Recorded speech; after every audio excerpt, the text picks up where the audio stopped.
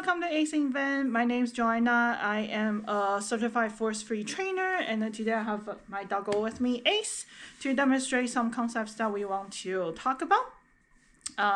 Today's topic is on color reactivity or sensitivity, and then the best way to kind of prevent it is when they are young, you start getting them used to handling by humans. So that could be pets, that could be scratches at different parts of the areas, and then just get them used to being handled by humans will go a long way and prevent color sensitivity. And another way to prevent that is obviously not use any aversive tools like chalk color, perm colors, e-colors, and things like that. Another tips to prevent your dog from reacting to color pressure or being touched around the color area is not use a lot of color correction. A lot of reactivity start developing because they feel they have negative connection around the being handled by the color. Okay, so what happens if your dogs already develop signs when they are being handled around the color area? And these are some steps you can definitely take to desensitize and recondition. Okay, so now I need Ace to kind of demonstrate how to do it. So it really depends on the severity of your dog's reaction around being handled around the color area.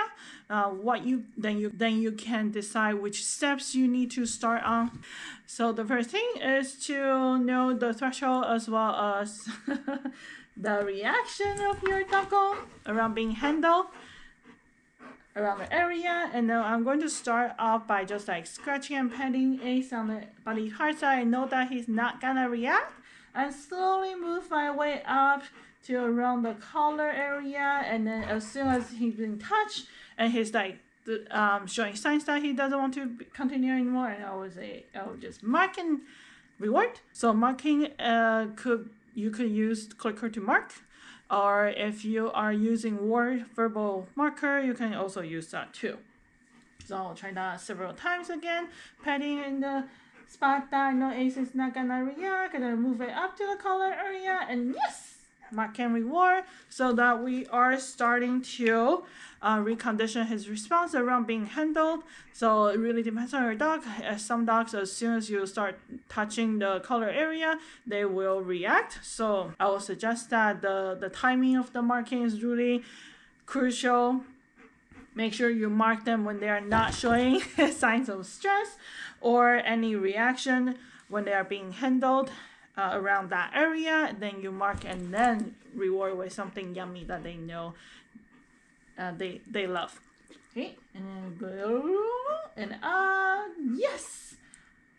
So once they are getting used to being touched around that area, then I will definitely increase the timing duration a little bit. Yes. And slowly build on the duration. Slowly is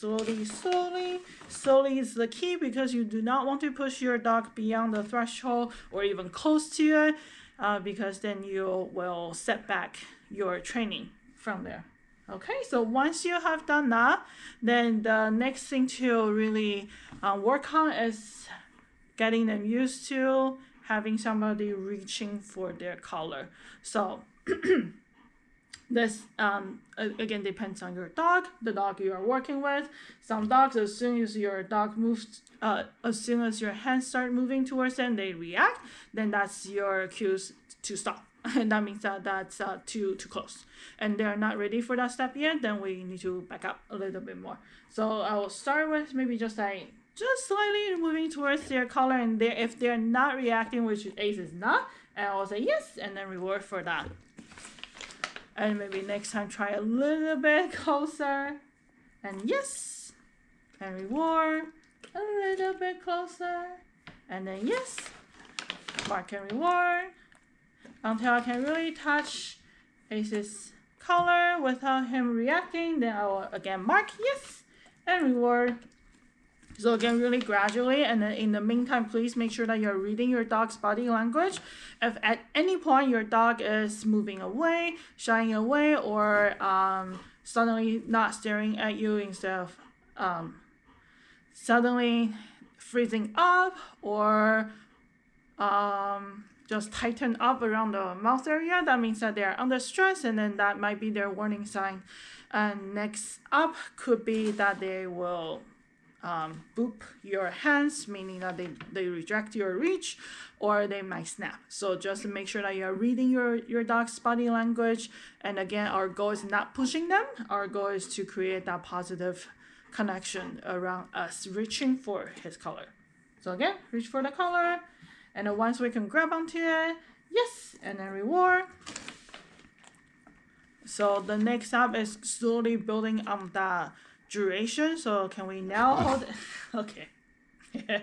Can we now hold it a little bit longer without them being stressed or reacting to it? If they're not showing any signs, then again, mark and reward. Yes. Reward. And then now we can kind of speed that up by showing the treats first and having them take it, and also reaching towards their collar. So that again, we're adding that duration and then making sure that they are creating that positive connection to our reach as well as our hold. And once we can increase our duration up to maybe 5 seconds, then we can start adding slight pressure. So again, slight pressure, yes. And again, oops, slight pressure. Yes, mark and reward. So again, slight pressure, a little bit longer now. Yes, mark and reward. And if you're a little bit unsure, you can always show the trees, get their attention on the trees, focus on the tree, and then apply pressure a little bit. Good job. So that, and as soon as they finish the treats, you stop pulling, because that's another way to kind of desensitize and condition their response. Your yummy things only shows up when the pressure is there, so that they start associating, oh, pressure is not bad, pressure is not bad. And only when pressure is present, then there's yummy treats, and they start making that association.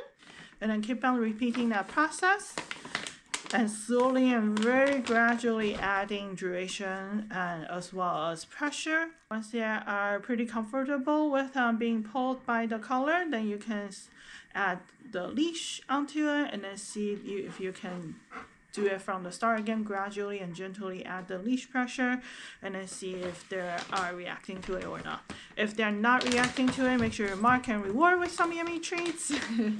So they are starting to like it a little bit more. Okay, yes. Alright, so that's today's video. Hopefully that's helpful for you and your dog, and we'll see you next time. Bye! Here are some live examples of dogs who are actually color sensitive. So I have Kai over here to help demonstrate. So I already did some steps prior to this. So today I'm just seeing if I can apply pressure. This is again desensitization as well as reconditioning. I'm only applying pressure when the treats are present, so that they start making association. Now yummy treats only present when there's pressure.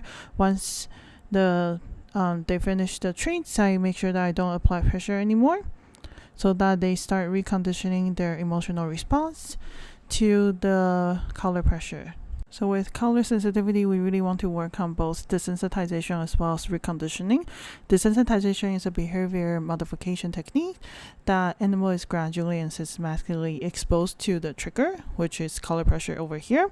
And counter conditioning is a behavior, again, modification technique, which the trigger is presented, and now we're pairing it up with something that we know will create a positive emotional response, so that they start making that association when the trigger presents, good thing happened, and then they start to alter their emotional response towards it.